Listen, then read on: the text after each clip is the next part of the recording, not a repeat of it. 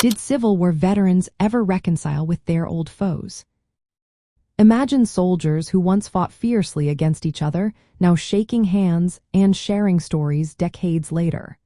It might seem surprising, but many Civil War veterans did find ways to reconcile after the fighting stopped.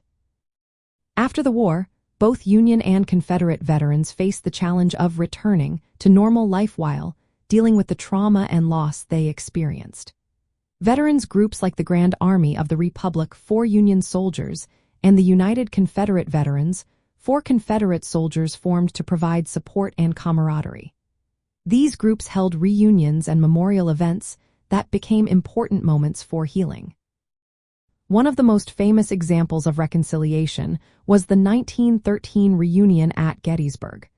Thousands of aging veterans from both sides gathered on the battlefield where they fought. They shared memories, shook hands, and paid tribute to their fallen comrades. This event was seen as a symbol of healing and a step toward unity.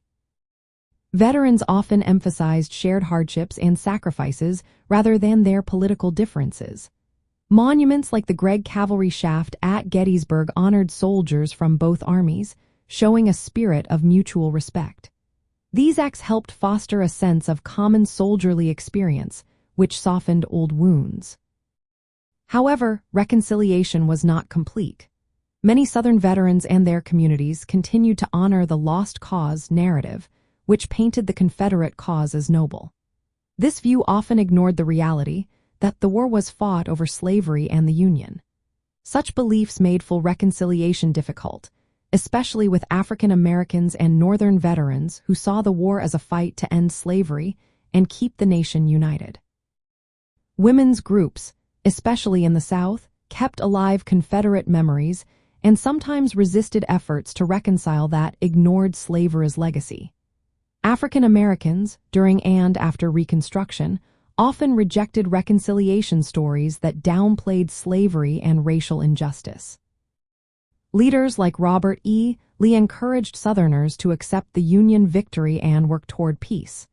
The federal government's Reconstruction policies aimed to rebuild the South and protect the rights of freed slaves. But these efforts faced resistance and ended in 1877, leaving many issues unresolved. In the end, many veterans did find ways to reconcile through reunions and shared experiences. But this reconciliation was often limited by ongoing regional and racial tensions that lasted well into the 20th century.